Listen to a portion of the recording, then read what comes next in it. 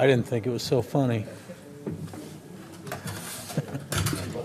Okay, we'll call this working session to order. Roll call, please. Commissioner Decker? Here. Densberger? Here. Jeffers? Here. Call? Here. Mayor Mingus? Here. All present, Your Honor. Thank you. This is a working session to talk about vacant and foreclosed property registration. Of course, no formal action to be taken, so I'll turn it over to Ty.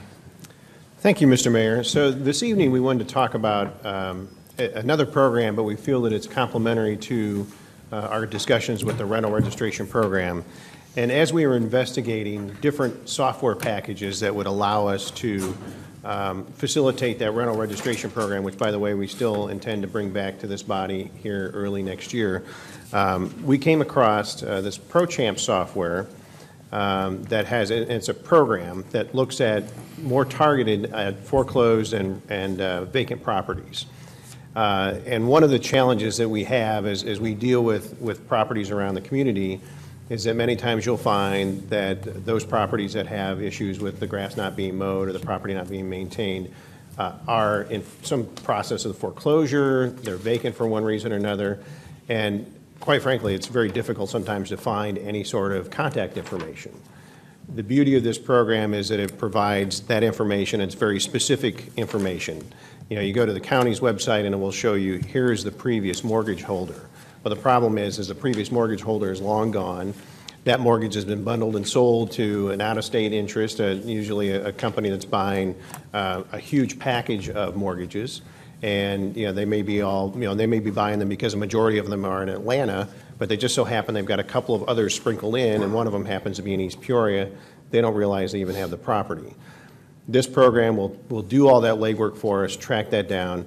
There's a registration component to it, and this is not a foreign concept. I know that our city clerk on a fairly regular basis receives calls from a lot of these out-of-state banks that will say, do you have a registration program in place? So it's not that we're doing anything that isn't out of the ordinary. But the beauty of the program is that it gets that information. It's great for not only code enforcement, but public safety. The other piece of that is that it also has a capacity to generate some revenue to offset that burden that right now, when we have to do property maintenance or we have to do demolitions, at least initially, that money's coming out of the general fund.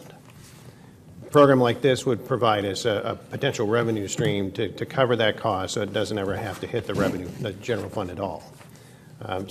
Before I get too far much into this, I'd like to introduce Stan Urban. He's a representative from ProChamps and brought this program to our attention. I'd like to have him talk about the program, the details about it, and then we can open the floor for questions from the council and from the audience. So with that, I give you Mr. Urban. Thank you. Thank you, Mayor.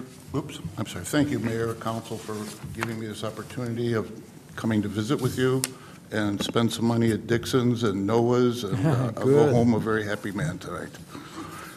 As Mr. Livingston stated, that I am the Illinois representative for ProChamps. My experience background is I didn't find ProChamps. ProChamps found me when I was a city manager. I was smart enough at the age of 65 to say 20 years in management is enough. I've lost all my hair already, so I gave it up, and I've gone to work with them as a relationship manager since January of 18.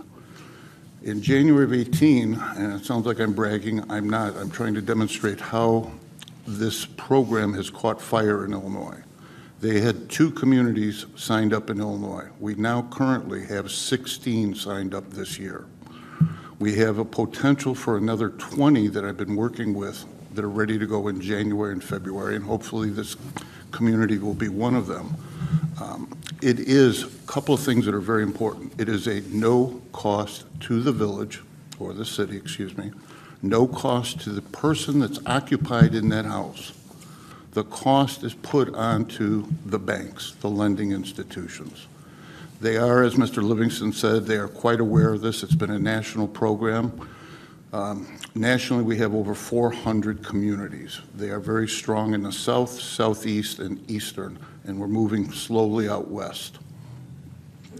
ProChamps was established in 2009. There are over 400 partners, as I just mentioned, nationally. It is a no-cost registration program. The partnership, we ask that the agreement be a 2-year. But the nice thing is, on the second page of the contract is an opt-out clause. You don't like us, you don't want to do business with us, send us a letter, and 30 days later, we part friends. No cost to the city, no cost to us, we just part friends. I am proud to say that since 2009, not one community has opted out. Home rule or non-home rule, doesn't matter. You have the authority, just as you have the authority to issue citations for tall grass, for code infractions. You have the same authority as a non-home rule community to have a registration program. Your IT people who I've met with, I've been down here a couple of times, this is my third trip, they're very excited about the program because it is web-based. It's not going to take up 1 gigabyte, one of anything of your server. It's all on the web. We provide, as Mr. Livingston said, all the contact information. Your code enforcement people will have hopefully the ability to go in the field with an iPad or even an iPhone, type in 123 Lover's Lane, and it'll come up that this is a foreclosed property. Forget whether it's occupied or vacant.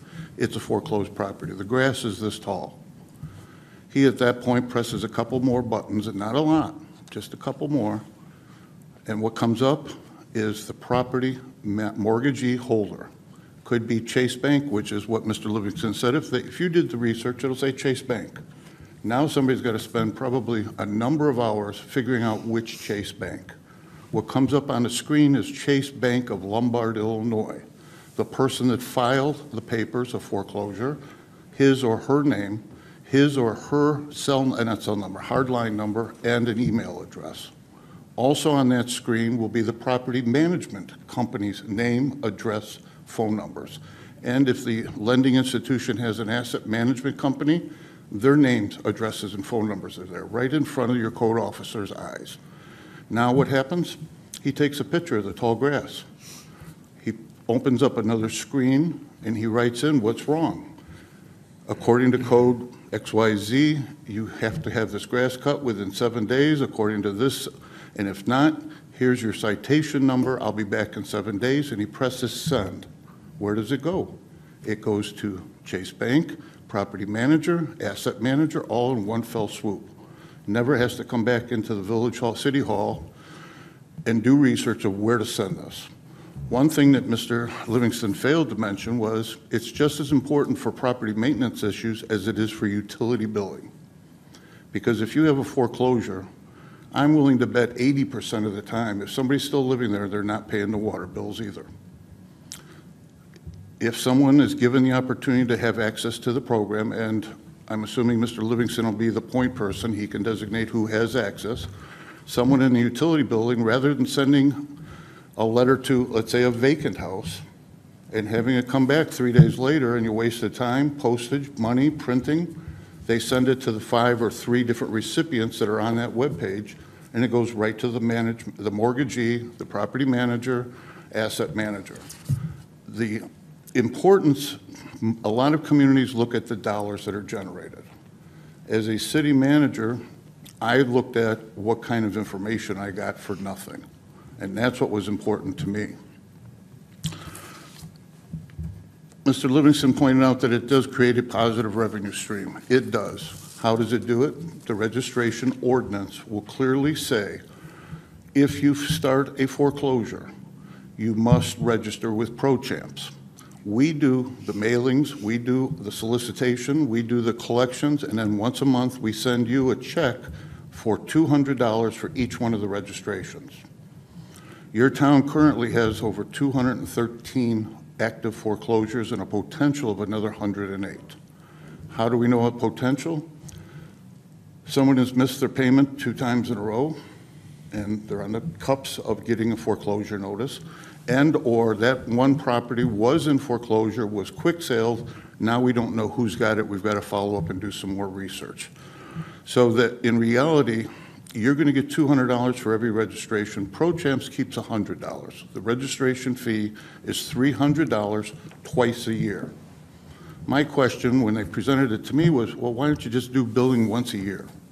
Because today Chase owns that property. 30 days from now, Wells Fargo owns it. 30 more days from now, another bank owns it. They're flipping these houses on a regular basis. and not just one at a time, in bundles. In my last position as city manager, I can't tell you how many phone calls I got from the big guys, as I call them, Chase, Bank America. We didn't know we owned that property. Now you're telling me I owe money, I owe taxes, and I owe water? How would you like me to donate the property to your city? You can have it, because it's worthless to me. That will come up also. You'll get, the mortgagee will be calling to say, first of all, take the property, or second of all, what can we do about the past due utility bill that's in excess of $1,000? We've got a client that wants to buy it. Now you have contact with these people, where before, everything we do, staff could do. It's just time consuming. That's what it is. We eliminate all that. We have over 150 people in Melbourne, Florida, sitting at computers 8 hours a day doing the research. What's the research? Every county has a courthouse. If someone's going to file a foreclosure in your county, they have to go to the courthouse. Legal documents are filed. All we do is do the research, pull that down, put it into a database so that it's on a server, a web base, and your people have access to it. To give you some potentials, you have a potential of garnering over $80,000 annually from this program. As Mr. Livingston said, that'll go a long way to cutting grass in this community. I would open it up to questions, because I don't want to take up all your time tonight. Questions? Commissioner Paul? I've actually, Ty had mentioned this to me about a week or two ago.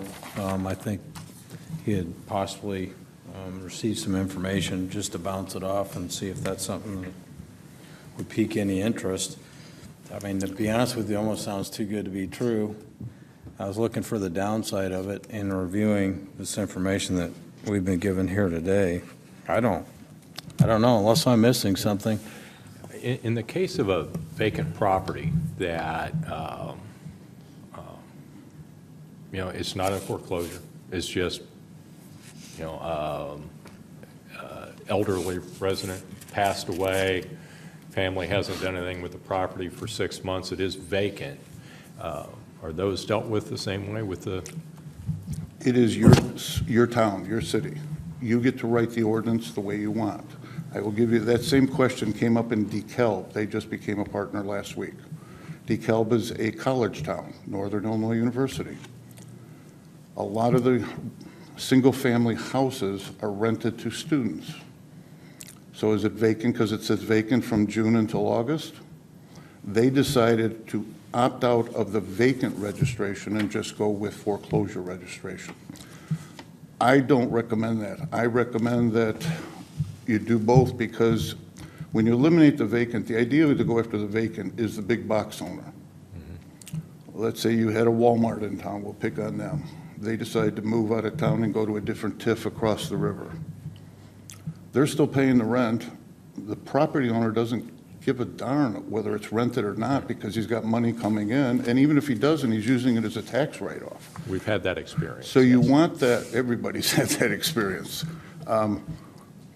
You want to be able to have that hammer for them. Yeah. What you have is the authority, just as you do in any ordinance. How much do you want to enforce it? Right. Now, you can do it to do vacant commercial property and eliminate residential property. That's fine, too. We'll work with you. It's up to you. I have to say that personally, I would have more compassion for the instance that I illustrated, because you want to work with those people. But at the same time, it's obviously come to our attention because the grass isn't getting cut. There are issues with the property, and we still need to be able to contact someone to deal with it. So, but that's, everything in code enforcement is a double-edged sword, as we've learned. Right.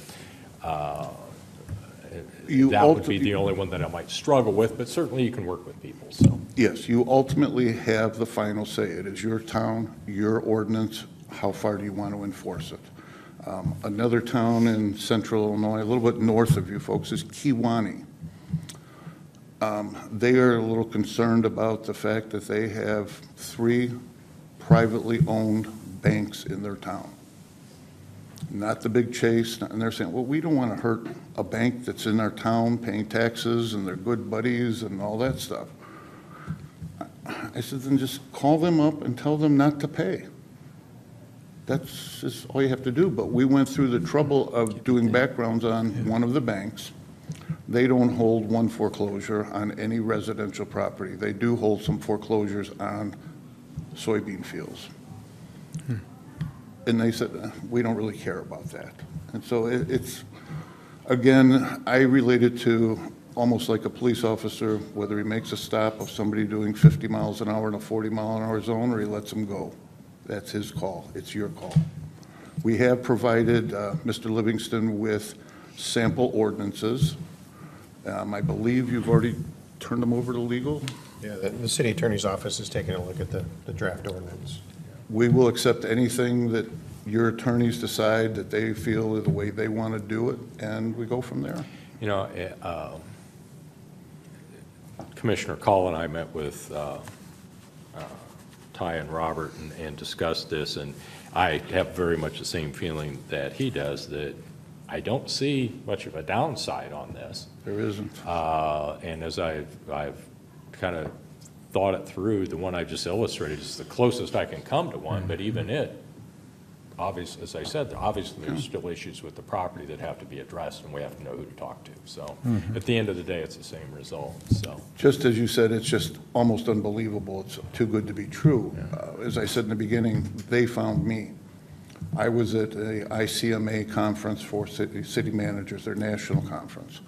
And I was walking down the aisle, and I had my name tag on. They go, "Oh, Dalton, you got 584 foreclosures." And I said, maybe, I don't know.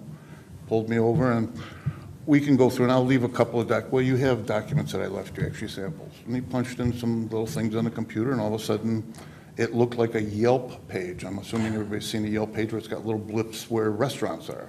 Well, it was just covered. And I said, okay. And then he pressed a couple others, and he showed me Mrs. Jones lives at this property, and Chase Bank of New York has got it. And it took me 4 visits to that booth over 4 days because I didn't believe it. I said, give me a copy of the agreement and the ordinance. I'll take it back to legal and see what and we signed up. Are banks generally responsive? The banks are very responsive. They know about it. This all started probably in 2008 with the city of Cincinnati and Cleveland, where they were devastated in their downtown areas. It was completely blighted. Cleveland had over 1,100 vacant 10,000 square foot buildings in their downtown.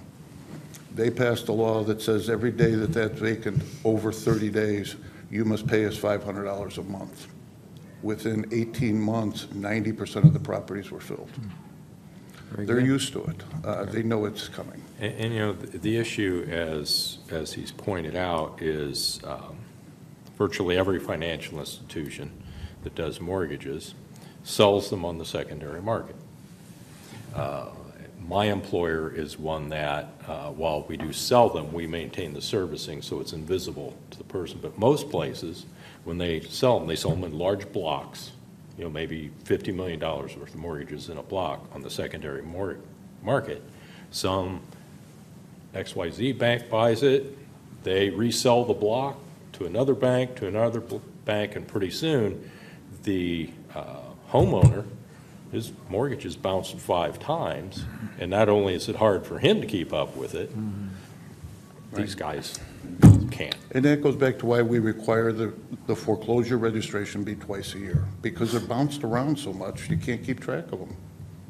Very good. Other questions from? I was speaking with Robert just this last week on a property that has been empty for 10 years. And you wouldn't know it. The neighbors do a really good job because they don't want it to turn into a problem in the community. That, and we have some other buildings in town that I know have been vacant for a long time. It does feel a little bit, or sound, I'm sitting here stretching to think, okay, so what's the downside? I can't think of one. Just honestly, what do you ultimately hear as problems or downsides at cities? Hurdles, I guess, that the cities, the employees, the councils deal with? Once it's, prior to it being adopted, the downside is when I approach people like Mr. Livingston, they're interested, but they don't want to bring it forward. The reason? They're worried about layoffs. you won't need as many people in the office anymore because everything is right there for them. That's one of the issues that we do have. The issue that I personally find is the communities that are in truly blighted areas, the one that I work for, Dalton, Illinois, it's in the news all the time, to have single-family residents of under 7,000 households and have over 600 foreclosures, that's an issue. The issue we have there is the staff is not, they don't understand what they have. Just as I said, the code enforcement officer can, on the spot, write a citation and send it instantly. They've registered over 600 registrations since May. They've written 2 citations. That's just poor staff. When you get people, and I'll pat them on the back, like Mr. Livingston, who understands it, he sees the benefits. There is none. There is no downsides. The other thing that they do offer, yes, we will have about a 45-minute to an hour seminar training webinar for 1 person or 50 people, it doesn't matter. And then once a month on a given day, there's a seminar given at a certain time of the day where anybody can log in. If they forgot how to do something, they can come back and do it. We are up and running 24 hours a day, 7 days a week for questions, answers via emails. There is no downside. There really isn't.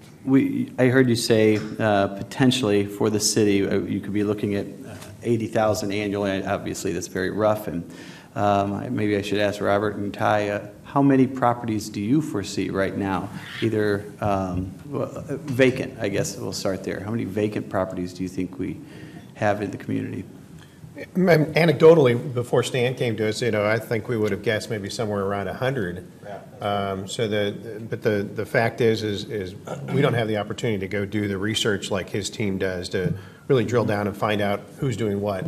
And quite frankly, some of those properties that are out there are being maintained, so they're not necessarily brought to our attention right off the bat.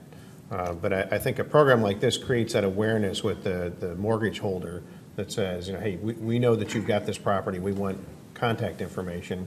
And we're hopeful that it spurs that conversation, whether it's, unloading the property or getting it sold or what have you. It'd be better to have some action and getting, some sort of activity in there. People move back in there or another business in there. And so anything we can do to kind of spur that is a real positive in our eyes. Must move on here. If any other questions? Just a quick question. I know the information you're getting is you have access to it. Is there a downside at all with freedom of information? Can someone take this information and use it in a bad way? All this information is out there about the properties and who's not paying and who is and what's maybe vacant and not. It seems like that can invite some issues. It's already public information. It's all public, but it's all compiled. They can get It's it made anyway. easy here. They can get it at the county courthouse if they wanted to get it. So, there's But no way to prevent they could come that. to us and we would, your information, you don't really own it, so we would have to give it over if we're partnering with Correct. co-champs. We would just have to be a conduit to that. We couldn't really say, go to the courthouse. Yeah, we have not had that happen. We did have one question that came up at another community was, well, what happens if Chase Bank says to Mr. and Mrs. John Doe, here's a new bill for you for $300. They took it to the federal levels in New York, federal courts, and the banks lost. Because there's this thing called a mortgage document, and nowhere in the mortgage document does it say that the resident isn't in charge, is responsible for any registration fees. So they cannot pass it on to the poor person that can't make the mortgage payment, has got another $300 bill. It's already been tried in the federal courts. Okay. My suggestion, and it was when I met with Mr. Livingston and his team, he said, we're looking at rental registrations, I said, okay, fine. Why don't we learn to, because we do rental registrations also, but I don't recommend doing everything at one time. Let's learn to walk before we even run. Let's get this in place first. If this works and everybody's happy, then we'll talk to Mr. Livingston about presenting a rental registration program at no cost to the city. Very good. We must go to the audience. One last thing there, I'm sorry, and then I promise I'll be Right out of ahead. here. The 213 active foreclosures does not include vacant properties unless they are in foreclosure. So there's definitely a distinction there, that there's probably more than the 213 combined. Thank you. Anybody in the audience want to ask a question? Seeing none. Good presentation, by the way. Thank you very much for being here. Thank you again. Is there a motion to adjourn this working session, please? So moved. Commissioner Call, second. Second. Commissioner Jeffers, roll call, please. Commissioner Decker? Aye. Dunsberger? Aye. Jeffers? Aye. Call? Aye. Mayor Mingus? Aye. All those voting aye, Your Honor. All right, we'll reconvene in 5 minutes.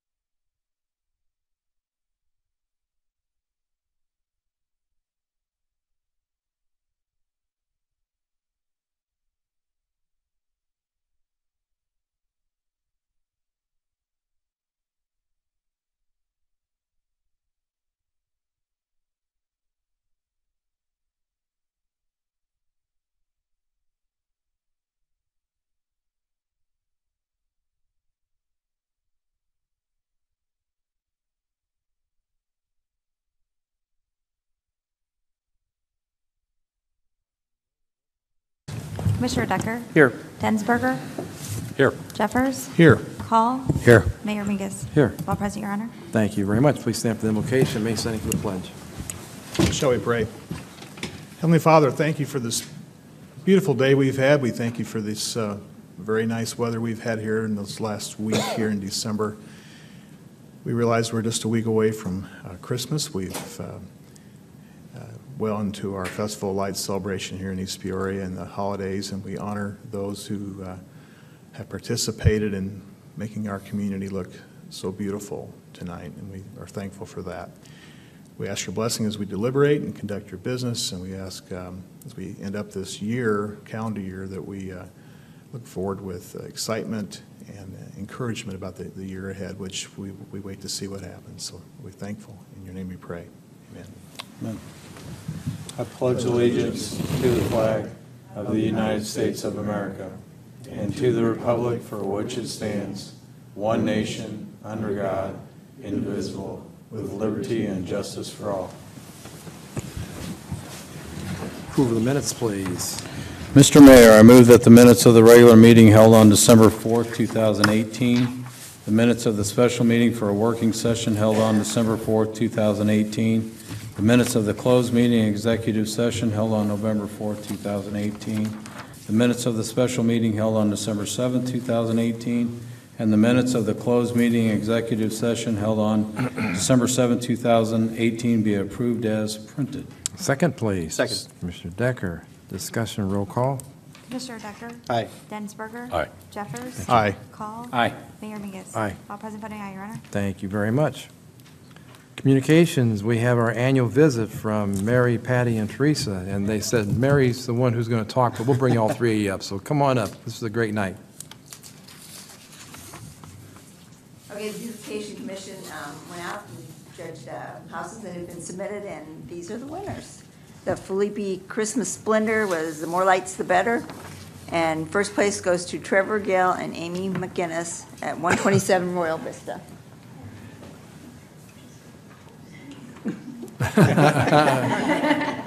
You can do it, Trevor.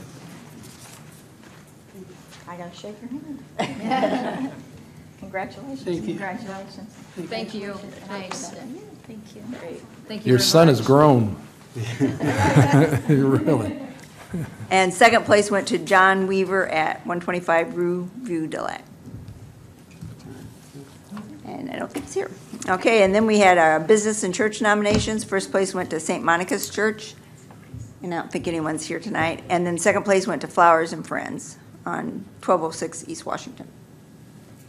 And they didn't make it either. Okay, then we had a new category this year, Festival Inflatables, the more the merrier. And first place went to Adam and Shannon Volk, no, Boko, 204 Kickapoo Drive. And they couldn't make it either. And second place went to Shane Perkins, 101 Albert Street. Where are these people? They get this. Want to honor them. And then the last one is a neighborhood, and they get a sign in their yard, and first place went to Kent Dietz at 36 Country Lane. And that whole neighborhood is decorated, or pretty much all. Hey, he's here. Good. Thank you.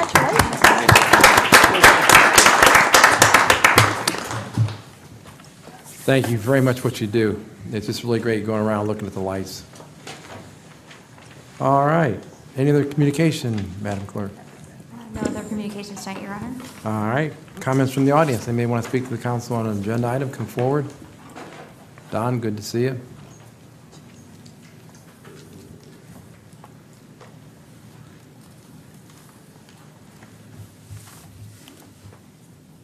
I'd like to talk about the sludge leachate contract that's due at the end of the month here. And I know we have a new contract that's being put out, that's being worked on. I think we should all know a little bit of the history of this thing here.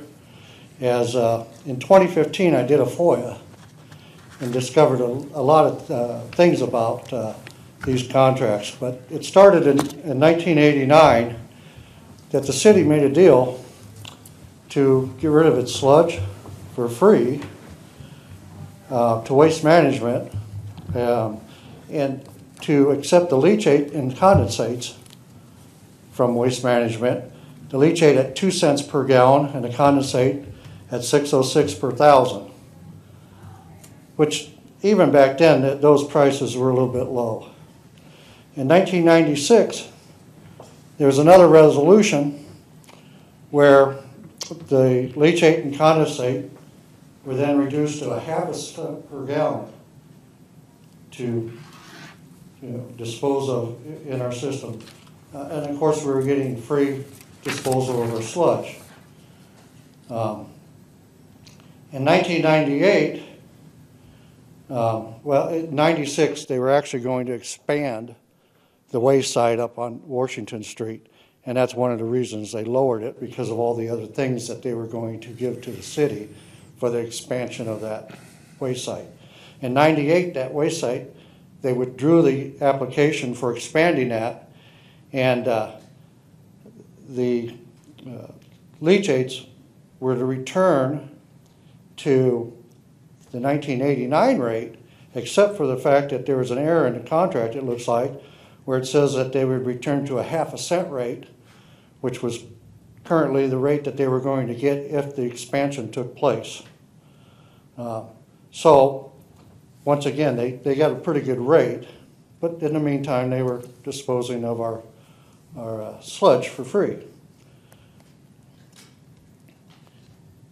When the marina was started, there was a demolition evidently, and Waste Management took the waste from the marina, and in return, the leachate condensates were supposed to be reduced from that half a cent to a tenth of a cent in order to recover the $110,000 the cost to dispose of the stuff from the marina. And that would have been about 27,500 gallons of leachate condensates that the city would have had to take at a tenth of a penny for them to recover that cost. And all, and Waste Management says, oh, well, we're going to continue to take your sludge at no cost to the city. So that went on until 2007, when there was an agreement put in place for Waste Management to take up to 500 tons of the sludge without cost to the city, and the city would dispose of the leachates for 1/10 of a cent. Well, the city had never disposed of more than 500 tons of sludge up to that point. And to this day, they still do not dispose of more than 500 tons. In 2010, for some odd reason, Waste Management began to charge the city $28 a ton for the sludge disposal. Evidently, somebody must have questioned it, and they stopped in 2011 around February. Once again, in June, they started up again, charging $28 a ton. All the while, this contract stated that the sludge disposal was to be free. So, the last contract that we're currently under looks like it was rushed through to begin on 8/23 of 2011 in order to cover the fact that Waste Management had begun charging for the disposal of the sludge, all the while reaping the benefits of a tenth of a penny for the leachates. So the city now paid $28 a ton, and instead of disposing of the waste as dry tons, as they were paying a wet ton charge, which 4 times the cost, 4 times the weight of what they were disposing.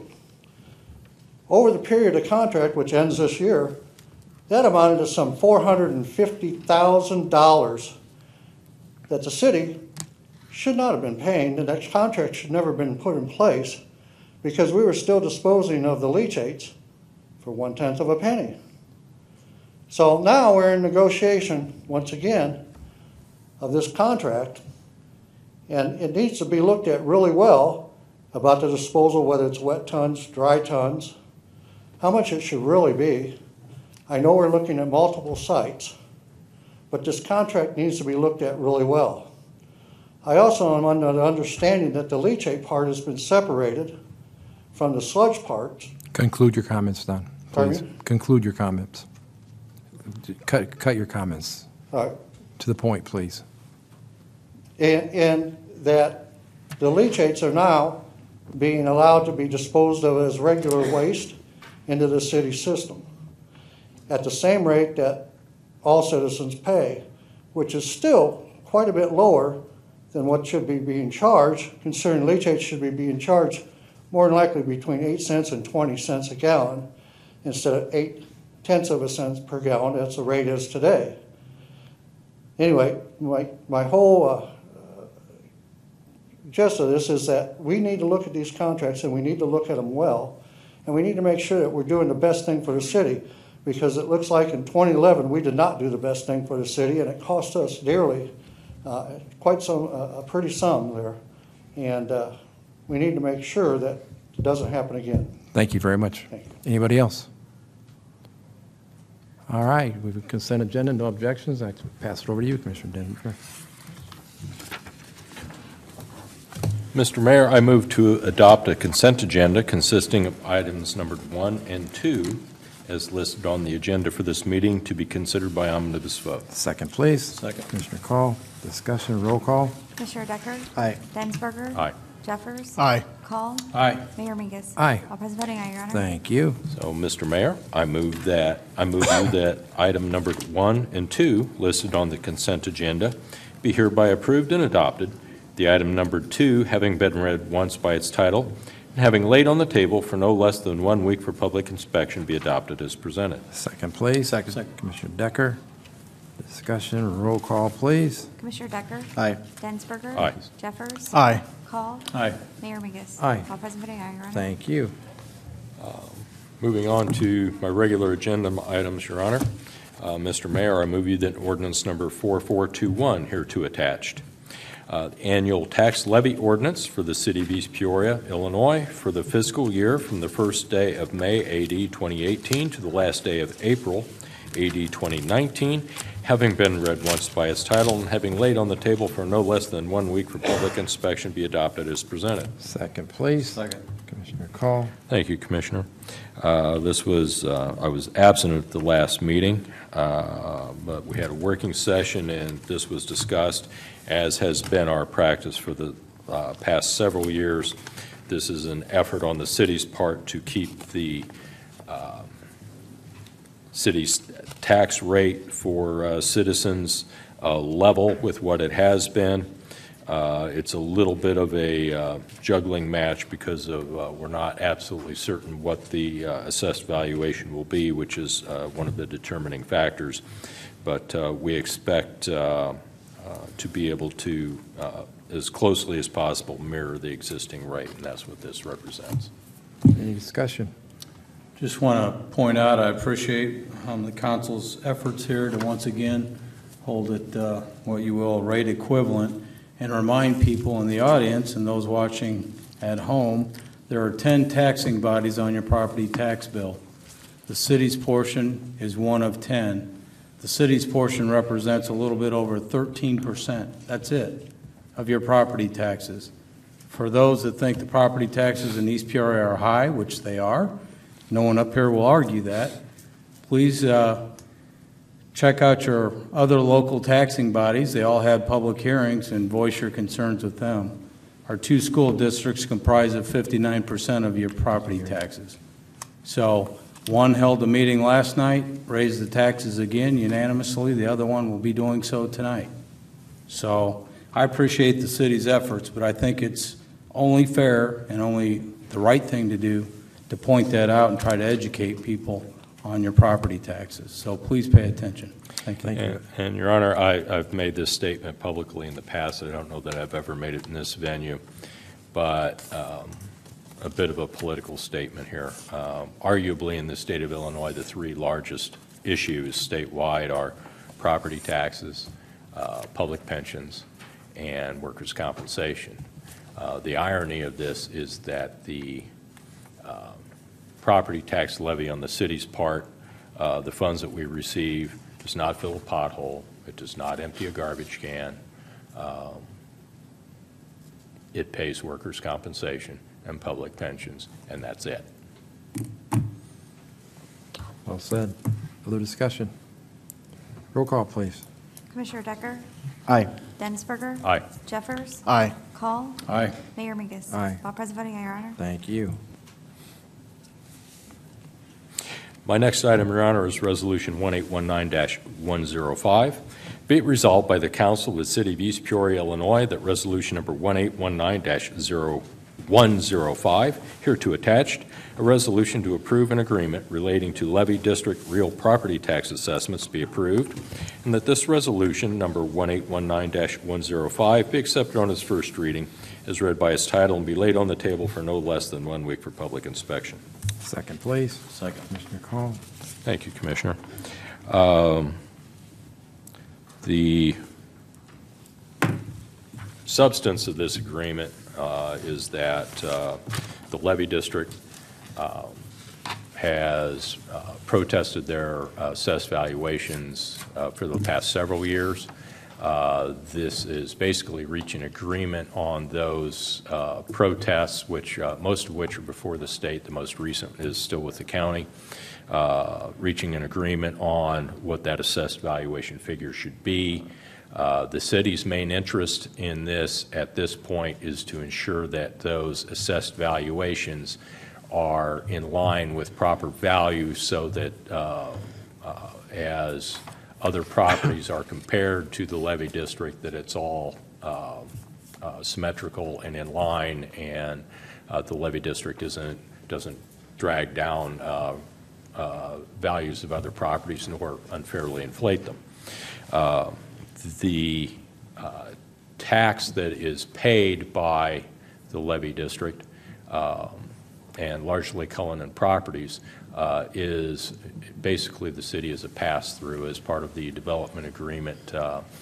They pay the tax and then it is rebated to them. So it's basically just shuffling funds. It's not a additional cost to the city, but as I said, our main motivation here is to ensure that property values remain in a fair balance. So. Very good. Other comments, please? Roll call. Commissioner Decker? Aye. Densberger? Aye. Jeffers? Aye. Call? Aye. Mayor Mingus? Aye. All present voting, aye, Your Honor. Thank you. My final item, Your Honor, is Resolution 1819-103. Be it resolved by the Council of the City of East Peoria, Illinois, that Resolution Number 1819-103, hereto attached, a resolution approving an intergovernmental agreement with the County of Tazewell, Illinois, for participation in the digital orthophotography acquisition project be approved, and that this resolution number 1819-103 be accepted on its first reading as read by its title and be laid on the table for no less than 1 week for public inspection. Second, please. Second. Commissioner Decker. Thank you, Commissioner Decker. This is an agreement that the county has basically brokered, I guess you could say, for aerial digital photography of the entire city. The county is fronting the expense, is my understanding. We will get, this hasn't been done in some years. It will bring things up to date. It will give us better resolution and better application of that digital mapping, which the city has made strides in using much more broadly, everything from public works, planning and zoning. There's a lot of different applications, and this will make the system that much more useful and beneficial. So, Ty, anything else? I think the only thing I would mention is that one of the pieces of data that we're receiving that would, not an ordinary piece of information that we get on our regular annual or regular every 4 or 5 year aerial capture is contour data. And so in a city of hills and valleys like East Peoria, the last time we captured elevation data was 1999. It doesn't change dramatically in all places, but we've had significant development in areas that we anticipate some major changes, and this is good information to capture and know how we can help aid other development that happens in the future. And the cost of this is $22,573. As I said, the county is fronting the cost. We will repay the county over a 3-year period. It's $7,524 each year. Thank you. Other discussion? Roll call, please. Commissioner Decker? Aye. Densberger? Aye. Jeffers? Aye. Call? Aye. Mayor Mingus? Aye. All present voting aye, Your Honor. Thank you. That's all I have, sir. Thank you, Commissioner Densberger. Commissioner Decker? Nothing right now, Mayor. Commissioner Jeffers? I have one item tonight, Mr. Mayor. Let me go ahead and read it, and then I'll make comment. Okay. Be it resolved by the Council of the City of East Peoria, Illinois, that resolution number 1819-100, hereto attached, a resolution approving a 3-year agreement with Area Disposal Service, Inc. for the disposal of sludge, grit, and spoils for the city be approved, and that this resolution number 1819-100 be accepted on its first reading as read by its title and be laid on the table for no less than 1 week for public inspection. Second, please. Second. Commissioner Decker. Our current contract with Waste Management comes to a close at the end of this calendar year, December 31st, so that's a couple weeks away. And as defined, this is a 3-year agreement, and it covers sludge, grit, and spoils. Now, we are, in modifying what we've done with Waste Management in the past, we are including spoils with this, and grit, I guess, actually, with this contract. Currently, spoils, that could be anything from public works use. Dennis, I'll have a little dialogue here about this. Spoils are generally anything that we remove from the ground. If we do a ditch cleaning project, if we do culvert replacement, anything we pull out in that process, water main breaks as well. So it's all material that we pull out of the ground that we can't put back in the ground, so therefore we usually store it somewhere until we can dispose of it at the landfill. Correct. And that really is the bulk of a lot of our disposal costs of the year, really, compared even to the sludge costs, which we have, I think we estimate 1,500 tons a year of our sludge is what we 150 loads, 1,500 tons. Now, the leachate, I know Mr. Norbert's mentioned that in his opening, or his comments at the beginning of the meeting. Yes, that's been discussed and researched, and there were quite a bit of, I'll say, bartering that we had seen going on, like if with us and Waste Management to, we cover this cost, they'll cover that cost, and that's how it was done. And it was a year ago that I think we updated and made the leachate be covered by ordinance to be the same cost as our sewer or wastewater expense. Is that correct? We actually did that this month. We were dealing with Waste Management, trying to figure out how do we handle leachate and sludge. One of the biggest issues is leachate's handled by a branch that handles closed landfills. Sludge is handled by a branch that handles open landfills. So many people can understand when you start trying to deal with 2 separate entities involved in the same company, sometimes trying to find the right people to talk to isn't the best people to talk to. So we talked to them as to split these 2 processes apart to be able to negotiate with one and then negotiate with another as part of the process. When we did, we talked with the leachate process, and part of the suggestion was to process it through just like every other commercial and residential waste covered under our 2017 wastewater agreement that we put into place for the rates that included the new capital expense process.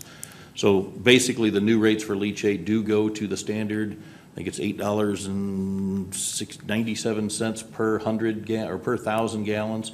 So it does end up being the 0.00897 cents charged per gallon of leachate that they put into our system. When I spoke of 2017, you're correct. I mean, that's the rates that were tying it all back to, and you and I have spent time talking about this recently, about the leachate moving on. Now, one thing about it, I think this is important that we know, when you look at costs, so what it costs to, leachate is a liquid product, correct? And Correct. And currently, Waste Management has a direct line to our wastewater system. They dispose of it, it's metered, we know how many gallons we're getting from them, and they're billed accordingly at this point. Correct. But for communities that don't have that kind of setup, or a company like Waste Management to dispose of their leachate to a corporate system, they have to truck it and haul it by tanker to a facility that will accept it. And therefore, when you do that, that raises the cost of that processing from pennies to, because of the cost of trucking and so forth, and there's companies that do that for that 8 and 20 cents per gallon, depending on your situation. And that is true, and that is, we had done some looking around, and we had looked at other communities that had that set up, or companies and so forth. So there is, and trying to compare apples with apples, they have a direct line with us, so they are paying a direct rate as per any commercial customer, any customer based on their usage with our wastewater system. But that's already been approved and done. This tonight is for the sludge, grit, and spoils. Now, I know there's maybe some questions about some of the, I know of the boilerplate language of the contract. Basically, the cost of the contract is $27 per ton, has a $5 escalation for a 3-year contract, and going from Waste Management to the home company, Peoria Disposal. Now, the cost going to the landfill, the drivers, the trucks, and so forth is equally about the same there as far as which landfill we were to choose or cut, to use for the system. Some suggested that we maybe would hold off on approving this tonight, and if we do, since our contract is up at the end of this month, in a couple of weeks, we look at probably estimated here, this is our ballpark figure, $5,000 to $6,000 added expense at the higher rate we think that they'll continue to charge us at the Waste Management landfill. We don't know what Peoria Disposal, if they would, if we didn't approve this or get it in the works, I think they would honor the new cost if we would approve this tonight.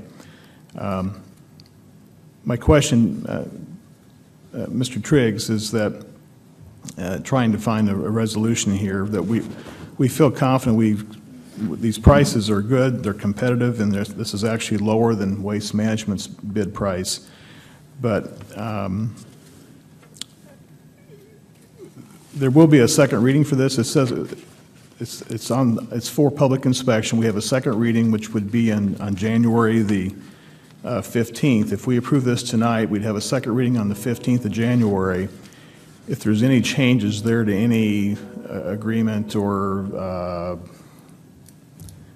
we could make a change then, couldn't we? The resolution, as our resolutions normally do, provides that the document is not binding on the city unless and until it's been executed, and it's subject to such changes as the mayor in his discretion may choose to make. So if the council chose to approve this contract tonight, there is indeed time, not only because it takes a second reading, but also because of that provision. I'm getting a signal they can't hear me, but it's on. So the short answer is that you could act on this tonight and not be bound until such time as we had opportunity to review what is a new contract, because it was just delivered. Mm-hmm. It's different from the one which I reviewed earlier today, which is different from the one I reviewed several days ago. So the city will not be locked into this. You may have the potential that if the pricing meets with the council's approval and the general notion that you're going to take this solid waste that's described in the contract, meaning sludge, spoils, and grit, to Indian Creek landfill, that you might be able to save a few $1,000s because it's less cost than the current arrangement with Waste Management. Mr. Norbitz makes good points, and there are some things that need to be clarified. And what was particularly important was confusion over dry ton versus wet ton, and we can't have that confusion.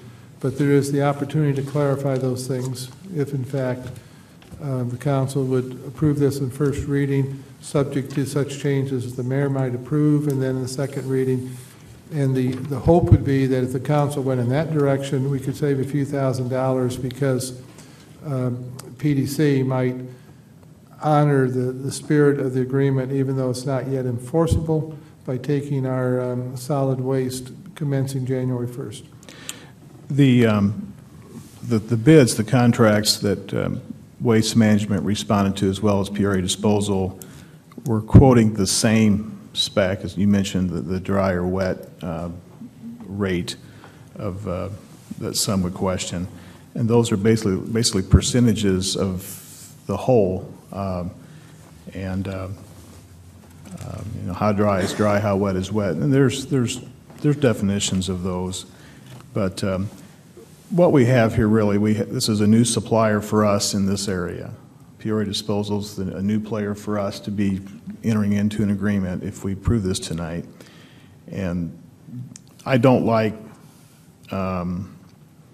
we have usually a couple weeks between our meetings, and we've talked about this coming up the last month plus 6 to 8 weeks.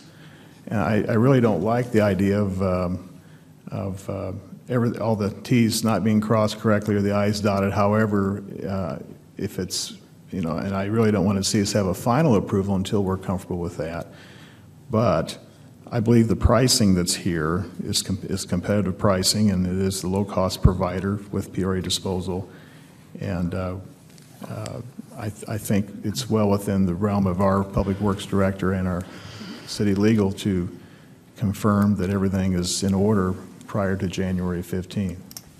I would volunteer that an agreement that I read and communicated with Director Barron about earlier today had attached the sort of the fine print, small print, standard conditions, which gave rise to several questions. The contract I'm looking at now, trying to read over here in the last several minutes, it appears to be tailored to the program we're dealing with, and it's not boilerplate. It may. I'm not saying it hasn't been used in other circumstances, but it doesn't have the page or 2 pages of conditions that sometimes a vendor will attach to a contract, which usually has provisions that are wholly unacceptable from our standpoint as legal representatives of the city. That's not here, so that's a good sign. Just a question. You've made comment that you're reviewing it over the last few minutes. The sheet that was handed to us directly prior to the council meeting is what I hear you saying is different than what we were given this morning? Yes. I have zero comfort level with that, just being completely honest. So if we're not going to table it, I will not support it without having time to review it, just being honest, because there's some merit. And I can tell you, going back to 2015, Mr. Norbitz had reached out to me, and I in turn had guided him to Public Works. At the time, it was Steve Ferguson. I know he FOIA'd the information. The documentation that he's referred to is documentation that he received through a FOIA. There's merit to what was said. When I reviewed these contracts, I struggle with it.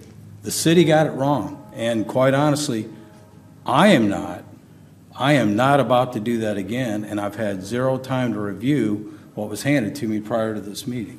Other comments, please. Commissioner Jeffers, what is the main difference between what was put into the packet on, I guess, Friday, and then what was shown this morning? The cost per ton, those items are the same, correct? Okay. Yes.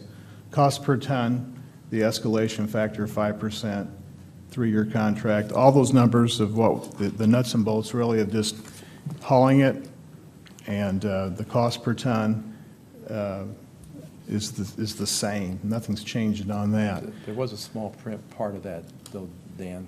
Yeah.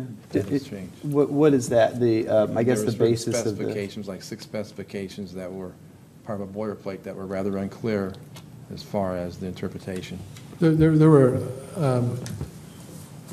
in the standard form that I'm sure is attached to many, many contracts, and to be frank about it, generally ignored and not reviewed, probably with the thought that the vendor is not likely to agree to changes, but we're pretty obstinate about that. I'll give you an example. That standard form would say that if there is a dispute, it'd be settled by arbitration rather than going to court. And we, in our office, we always reject that. And we get arguments from engineers and architects and vendors, but we don't waver. The city's better off going to court than going to arbitration. It costs as much. It doesn't have the same disclosure. So as an example, that pre-printed standard form was an attachment that I don't think you probably got on Friday, right, Dennis? Because Friday, what you're looking at was a proposal, sort of a 1, maybe 2-page proposal. Now, Commissioner Jeffers is correct that the essential ingredient, that is what they're going to take, the duration of the contract being 36 months, and the cost, those essential items were there Friday.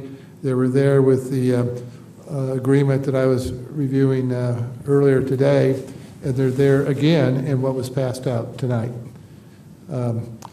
There is the possibility that PDC, looking to enter into business with the city, who has long been with Waste Management, that they may, during the interim, they may honor what is set forth in this proposal. In other words, give us this pricing while we're processing the contract, in which case the city would not lose any money. But we don't know that.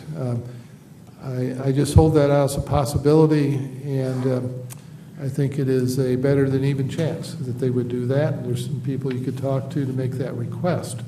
So in the interest of good public relations and wanting our business in the future, they may do that. And I don't know, I think Dennis has probably been told, well, if you don't pass the first reading, we won't be inclined to do that. But I don't know. So that's a little bit of a guess. But this contract I'm looking at tonight is far better, doesn't have all the objectionable items that, objectionable from my standpoint, found in the standard form because it's not incorporated into this agreement. Other comments, please. Go ahead. I'd like to ask Dennis a question. So everything you just said, I want to make sure that I understand. You've read both documents. You know the verbiage in each. And with the potential for losing, I think Commissioner said, whatever it is, $5,000 if they did not honor the pricing. With that potential there, compared to your belief that they would probably honor that price, I guess your legal belief, what do you feel more strongly with? And this is what I'm thinking. I don't want to cost us $5,000, knowing that we still have the opportunity next council meeting to still have the second reading. It's not enforceable until that point. However, if there is that potential there for problem, then I'm okay with pulling it as well. Well, you're, number one, we don't know, so we're talking about informed guesses here, I think. And I think in the normal course of business, PDC, and Dennis can help me here, would say, we need to see that the council's at least approve this on first reading in order to give us the pricing that's set forth here in the normal course of business. But PDC has been in the area for a long, long time, yeah, and works hard at community relations. And it could be that they would commence this pricing January 1st without a contract based upon a request from His Honor, the mayor. I think this is an example where we can work with our suppliers and work with them in a positive way. the cost, I said, $5,000. Well, if we don't make a decision and then we put this off till the 15th, that'd be the first reading on the 15th, and you're going another, potentially, the cost can go up even beyond that. So, but I think with the language we have and with the ability of the mayor and so forth to work with, fine-tune this over the next month, actually. We have almost a month before the 15th due to our calendar schedule, that surely we can have a clean second reading on this, and at the same time, we can save the dollars. I think it's pretty clear that if you would approve it even on the first reading on January 15th, that on January 16th, that you could get the lower pricing by using PDC. I mean, we have a You're talking about 2 weeks and not a month. Commissioner Densberger? So Dennis, speak up if you think it is, have some reason to believe that we would have no success in approaching the principals, the owner and the president of PDC to see if they wouldn't give us this pricing starting January 1st. Maybe you know something that we don't. I don't. I get the inkling that if we approve it tonight, I think their original quote called for action before December 31st. So by being able to approve it tonight, that is taking some action on it. If we don't and we push it to January 15th, their quote, in essence, could be rated as invalid, and we could be starting the whole process all over again without a vendor or any sort of an agreement to take this moving as of January 1st. I want to get Commissioner Densberger here. Yeah, I've got several thoughts going here, because I understand the principle of, yes, we could take action on this tonight and come back with with some things that are obviously not settled, and finish it up in January, and I believe we've done that in other instances. But I'm apprehensive about doing that because, how long have we been in negotiations on this, Dennis? We actually began negotiations before Mr. Eater had left, and have been working through that process since then. Well, my apprehension is that, we've been working on this for some time. We're now here in mid-December, up against a clock with a contract that is obviously very malleable, because it sounds like it's changed twice today. We just got it. I haven't had a chance to read this version. And it seems so malleable that we're concerned that the negotiated prices may not be, may not even be valid if we don't act tonight. And frankly, the more I hear, the less comfortable I get.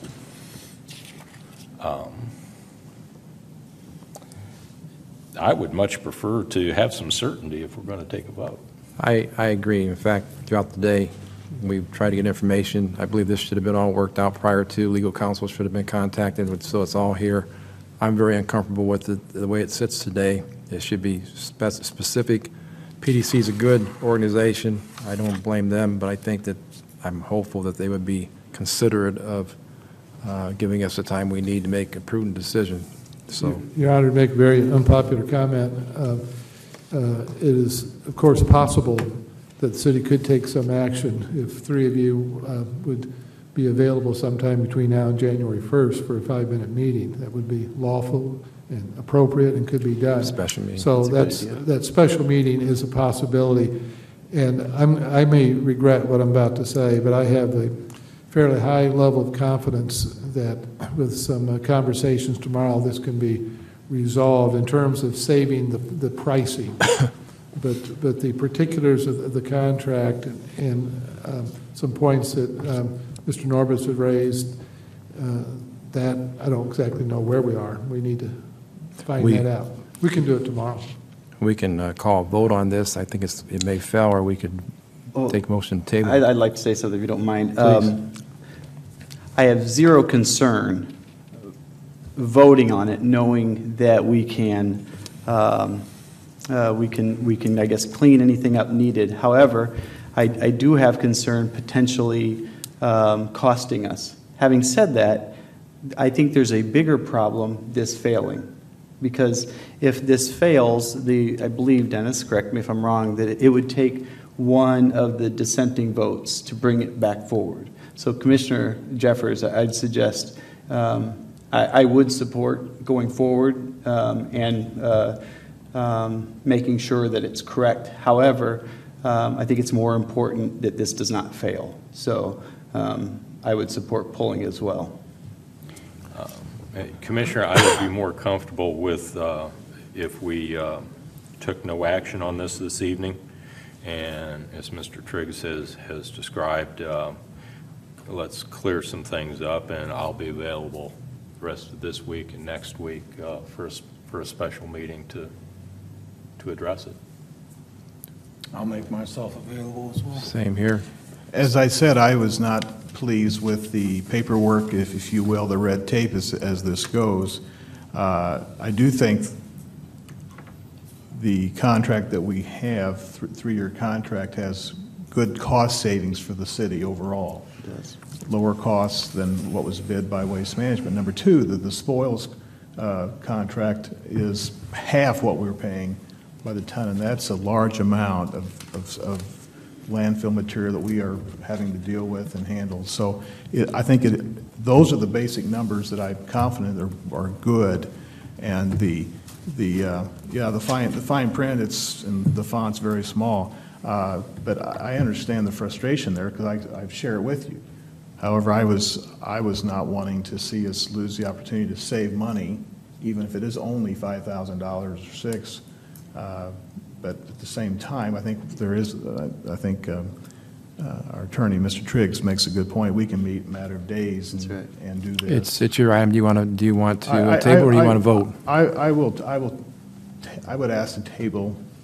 We need a motion for that, don't we? The table this motion is how to properly do that. I think, Commissioner, if you choose, even though it's on the agenda, you can simply, Excuse me? be in your department, simply pull the matter from the agenda. Make it easy. And go Okay, forward. then I will pull it at this point. I Okay. declare that I will pull resolution number 1819-100 for future consideration. Thank you very much. Thank you for everybody's comments, too. That's all at this time. Commissioner Call.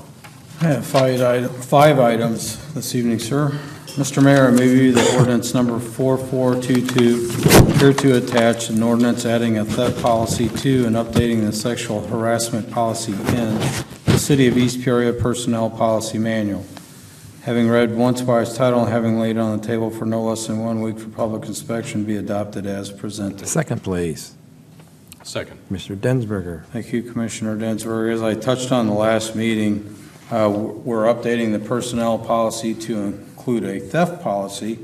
And this is after the city reviewed various policies throughout the personnel policy manual.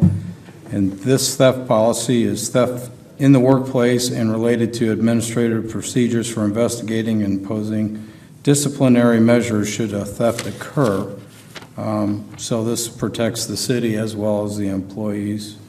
And then secondly, it also includes a change regarding the anti-harassment policy. Back in January of 2018 we implemented.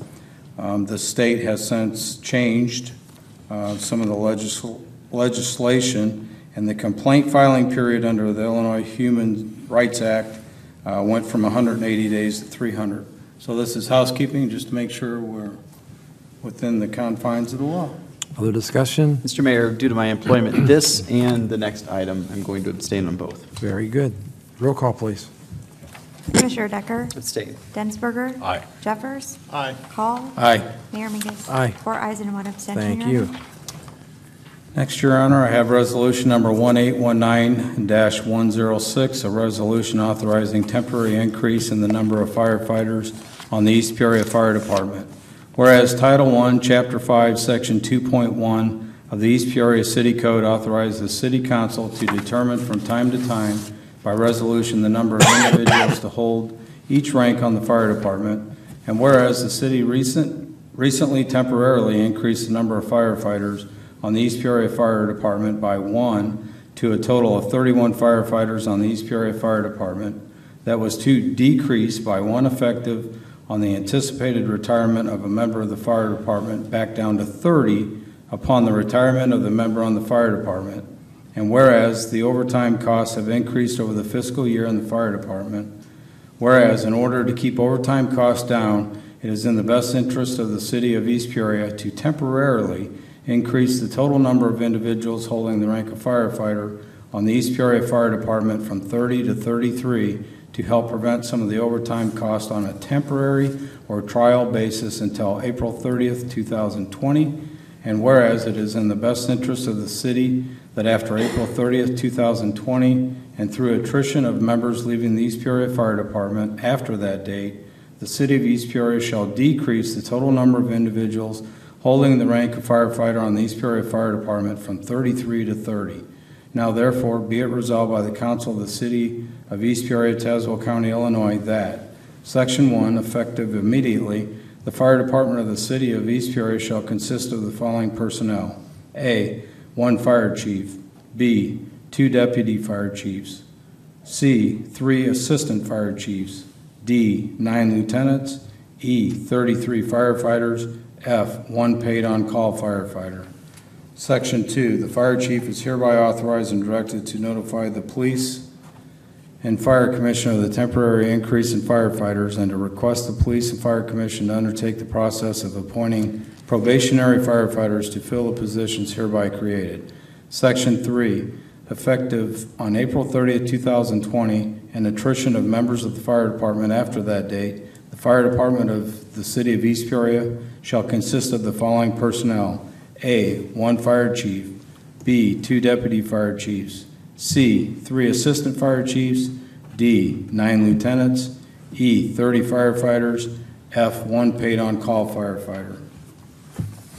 Mr. Mayor, I move you that resolution number 1819-106 be adopted as presented. Second, please. Second. Mr. Densberger. Thank you, Commissioner Densberger. So make a long story short, the chief has approached the city council. This has actually been discussed over the course of many months. We in turn, meaning the fire department, the chief and myself, worked with Treasurer, Director of Finance, Mr. Becker, as well as Commissioner Densberger, to kind of formulate a temporary increase, if you will. As it stands now, this fiscal year alone, we had budgeted $350,000 in overtime, and we currently, from May through December, to present, I should say, are at $525,040, which is a major hit to the city. So this has been long discussed as a possible means of alleviating those costs, and through analysis, I know Mr. Becker worked with the chief running the numbers. Should we hire these individuals, increasing this manpower? And there was a savings over a 3-year period was the analysis. Granted, we're going to sunset this at April 30th of 2020. So we'll know by that time through one fiscal year whether or not this was the right approach. But in that 3-year analysis, the savings was roughly around $88,900, I believe. Chief, anything you want to add to this? No, just keep in mind that the numbers that we came up with were on the conservative side, so I would expect that it could be more, if not significantly more. And the purpose behind doing this now as well is there is a fire academy coming up in January, should we move forward, that we're already sending, I believe, 2 individuals, correct? Correct. Other discussion, please. As we discussed this, on paper it makes a lot of sense. You know, you spend some money to save on overtime and hope it works. The city has made some half measures along these lines in the past. I believe we expanded a position 2 or 3 or 4 years ago, and that position was then absorbed back into a deputy chief position, and I'll be a little kind, and I think that the overtime results of that position, it was a pretty mixed bag. I can't say that it was successful, but it wasn't a disaster. As I discussed this with Commissioner Call, I think sunsetting it is exactly the right thing to do. It's a chance to see if it works. The city doesn't have a good history of things like this working, but it makes sense. So by trying it on for a while, and if it works, I'm sure a future council will see their way clear, see the wisdom of continuing the program. And if it doesn't work, well, Chief, a former boss of mine used to tell me when I came up with ideas like this, I'll give you enough rope. What you do with it is up to you, but I hope you don't end up at the end of it. I'm skeptical too. I'm going to support it, but I believe in the chief and the sunset, and historically it hasn't worked, but let's see what we can do. We have had such a challenge being reactive versus proactive. I'm really optimistic that given this duration that we'll have some success with it. And I'll tell you, in talking with Chief Knapp, I have to give him credit. He's got a vision for the department for improvement and ways to move forward proactively, and this is a part of it. So here we go. Here we go. Other discussion. Roll call, please. Commissioner Decker? Abstain. Densberger? Aye. Jeffers? Aye. Call? Aye. Mayor Mingus? Aye. 4 ayes and 1 abstention, Your Honor. Thank you very much. Next, Your Honor, resolution number 189-099. Whereas John C. Cam has been continuously employed by the city from April 17, 1998 through June 6, 2019, most recently occupying the position of police sergeant, and whereas John C. Cam has announced his intention to retire from employment effective at the end of day on June 6, 2019, and whereas the city is appreciative of the long and continued service provided by John C. Cam, and whereas it in the best interest of the city to execute the attached separation agreement, now therefore be it resolved by the Council of the City of East Peoria, Tazewell County, Illinois, that Section 1, the above recitals are found to be true and correct. Section 2, the mayor and city administrator are hereby authorized to execute the separation agreement with such changes as the mayor in his sole discretion may decide are in the best interest of the city of East Peoria. Mr. Mayor, I move you that resolution number 1819-099 be adopted as presented. Second, please. Second. Mr. Decker. Thank you, Commissioner Decker. So Sergeant Cam has announced his retirement, and I know he's here in the audience this evening with us. 21 years, effective at the end of the day, June 6, 2019. We greatly appreciate your service to our city. We wish you nothing but the best. And just for protocol here, this separation agreement includes separation paying out Mr. Cam in 2 installments, one of $9,543.20 on or before June 30th of 2019, and $9,543.19 on or before January 15th, 2020. So thank you for your service. We're going to miss having you around. Other Mayor? comments? I've known John for a long time, and he's a great guy. He really is. I've been on a lot of calls with him. Thank you, John. And he's just one of the officers that you enjoy seeing on calls. He looks like a nice guy. But the thing, I've always heard this about him, but especially recently when I've talked with a couple of the other officers, he is, how can I say this? He's extremely tough. He's very good at his job, and he's what you would want in an officer. Probably a very good compliment is to say that. He's a good officer. So it's bittersweet. I'm happy for you. I'm sad to see you go. Both of you, congratulations. Other comments? Chief, do you have anything? Yeah, I mean, just to echo what everybody else is saying, it's nice to get an opportunity to the public to thank John for his service. He's one of those invaluable members of the department that has is going to be sorely missed and is a tremendous loss to the department. I'm happy for anybody who gets to walk out under their own power and pursue other things. He's still a young man. He's got a lot left to give to law enforcement, and I know he'll do that and gets to move closer to family and grandchildren and all the good things in life, so more power to him. We has tried as hard as I could never pile more on John than he could handle. And he certainly, I never heard a response from anything different than, okay, I'll get it done.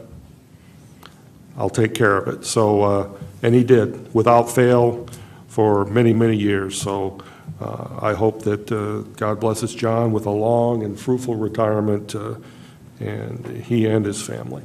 Thank you, John. John, your dedication of service has not gone unnoticed, and I express my appreciation. Mrs. Camp, thank you for sharing him with us. Hasn't been easy all these years, but I wish you the best, and God bless you. You sure you want to do this? Roll call, please. Commissioner Decker? Aye. Densberger? Aye. Jeffers? Aye. Call? Aye. Mayor Mingus? Aye. All present voting aye, Your Honor. Thank you. Thank you.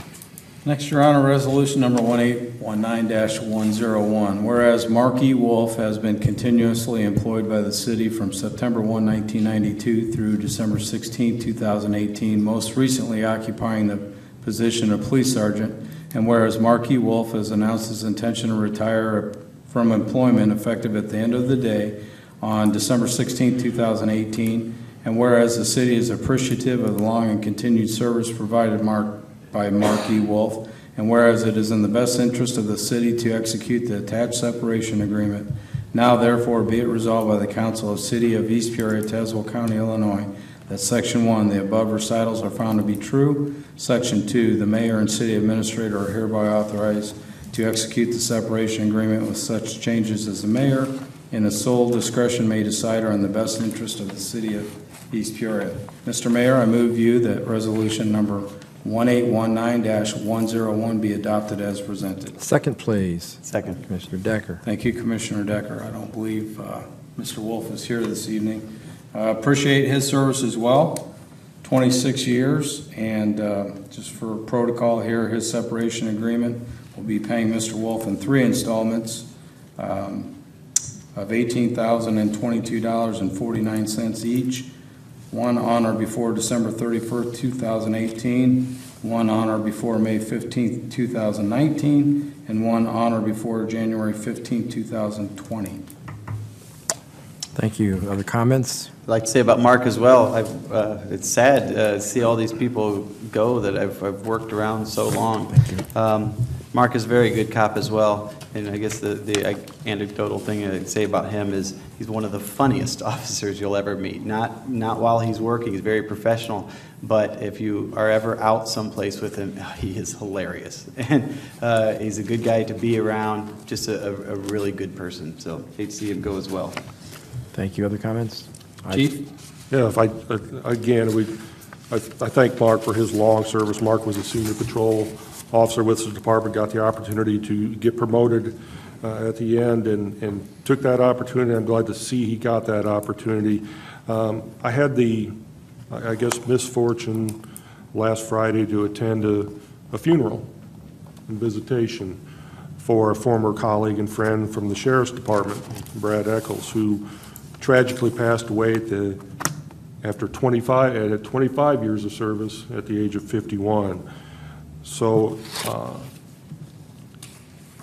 with that in mind, it's nice to see officers get the opportunity to end their careers or walk out under their own power after such successful and long careers. So I wish Mark the best. Commissioner Decker is right. He was really a fun guy to work with, had a great way with people, and when you start losing people like Mark Wolf and John Cam, you lose a tremendous amount of institutional knowledge that leaves your department. You know, some 46 years of combined knowledge walks out. But with every retirement or resignation, there's also opportunities. So there's, you know, another officer, David Horn, has been promoted to sergeant in their place, and that then leaves another opening for a younger officer. So it goes on without fail. You know, none of us cannot be replaced, but I wish these two men the very best. I too thank him for his service. The picture I have of Mark is him helping a little kid with his bicycle. Having trouble, that's the kind of guy he is. Roll call, please. Commissioner Decker? Aye. Densberger? Aye. Jeffers? Aye. Call? Aye. Mayor Mingus? Aye. All present voting aye, Your Honor. Thank you very much. Lastly, sir, resolution number 1819-102. Be it resolved by the council of the city of East Peoria, Illinois, that resolution number 1819-102, hereto attached, a resolution to approve proposal from Christianberry System and Alarm Company, Inc., for a new access system for Sally Port doors for the police department in the amount of $9,994 be hereby approved, and that this resolution number 1819-102, having been read once by its title and having laid on the table for no less than 1 week for public inspection, be adopted as presented. Second, please. Second. Commissioner Densberger. Thank you, Commissioner Densberger. So TC3 currently occupies the space, the Consolidated Dispatch, and they've informed the city that the consolidation is moving quicker than they suspected, so they will be out of that space, sounds like by January 15th of 2019. So, little known fact is apparently the current system that we have there is operated by the CAD system with the doors. There will be nobody there to man that booth, if you will, that operates that. And this will allow us to purchase the equipment necessary to allow the officers to access, open the doors, and close them doors themselves without getting out of their patrol. Am I misspeaking? No, you're absolutely correct. It's actually even worse in my letter to the council. Again, the building was designed how it was designed, but they're outside of the buttons on the CAD system that are operated by the dispatcher at this time. There is no way to open those doors. There is no button inside the doors. There is no button anywhere except the button at the dispatcher's consoles. There's not even as your home door may have a cord that you can pull out at a power outage, there is no way to open the door. And believe it or not, this actually came up in discussion years ago, I believe, during budget time. Somebody wanted to do something with these, and everyone's like, there's no need for that. There's plenty of people that can handle. And little did we know, hello, yeah. I would further bring up, since it appears that this now requires 2 readings, the second reading isn't even till January 15th, it's not likely that this work can now be done before dispatch is gone. So in addition to this cost, we are probably going to have, it'll be much less, I'm confident, the cost of having somebody come in and rig a temporary button of some sort in our center, where our center is now, to allow us to open those doors. That cost will probably not be that much, but it'll pale in comparison to the cost of having somebody sit there to push a button. Correct. And, Chief, Christianberry has done a lot of work for the city for a lot of years. I've got to think that a successful first reading would perhaps. Well, they are, and they certainly, they've done all the security work in that building. They know that system inside and out. My belief is the button itself that's on the consoles was probably not done by them, but by Reagan's. They did all the work on the consoles and that. So we'll find a way to fix that. I'm more concerned of how we're going to deal with paying somebody to sit there and Dennis is shaking his head that we can work something out, Chief. What's that? We'll work something out. We'll work something out. Yeah, sounds good. Well, Commissioner Jeffers pointed out that, this is under the $10,000, so technically the mayor can sign off on it. But I pointed out to him, the mayor thought it was prudent to bring it forward, so we're all made aware of it, so. Yep, I can do that. There was no opportunity for bids for this. We'll figure it out. Make sure council. We'll get it done. Very good. Roll call, please. Your Honor, I wanted to mention that the motion that I gave you was the second reading motion, so it should have be accepted on its first reading and be laid on the table for no less than 1 week for public inspection, so I apologize. dropped that too. First reading. Okay. That's my bad. Very good. Commissioner Decker? Aye. Densberger? Aye. Jeffers? Aye. Call? Aye. Mayor Mingus? Aye. All present voting aye, Your Honor. Thank you very That's all much. I have, sir. Well, you had a lot tonight. I did. Comments from the audience on a non-agenda item come forward. Come on up, Seeing- Leah. Come on up. You were a patient young man. I really appreciate it, too. Oh, you get your breath. Hey guys, I'm back. I just wanted to come to the city council meeting tonight to give you guys an update about this year's blanket drive. And to say thank you all so much for the support I've received over the past few weeks. And it has been really amazing that we got so many blankets. On hand, we have close to 150 right now. Wow. I think there's more coming too. We have 88 at my grandma's house, so I feel like if we counted those up, we would have over 200. We are still collecting through the 22nd, so there's plenty of time to donate. And again, thank you all so much for the support. Thank you. You did a great job. We're very pleased with you. Thank you for your effort. Anybody else want to speak to the council on a non-agenda item? Seeing no one, we'll go to council members. Commissioner Decker. Man, doesn't it make you feel good when kids like Liam come forward and do things like this? Don't leave tonight. I've got some in my car for you. So I just want to wish everybody a Merry Christmas. And looking forward to the start of a new year, but just going to enjoy the holiday season first. Thank you. Commissioner Densberger. Absolutely. Happy holidays, everyone. Enjoy time with family and friends, and those are the important things. Commissioner Jeffers. Merry Christmas. I tried to be a little festive tonight with my dress, just to, it's Christmas time and holiday time, and so my attempt to convey that. So, and again, Merry Christmas. Commissioner Call. Merry Christmas and Happy New Year to all. Hope you have a safe and enjoyable one with your family and friends. Surround yourself by people you love because life's short. Chief, your comments there make you comes a home to rest there when you see one of your colleagues. Same here. I echo those words. Motion to adjourn, please. Mr. Mayor, I move that we adjourn until Tuesday evening, January 15th, 2019 at 6 p.m. Second, please. Second. Mr. Call, roll call. Commissioner Decker? Aye. Densberger? Aye. Jeffers? Aye. Call? Aye. Mayor Mingus? Aye. All present voting, aye, Your Honor. We are adjourned.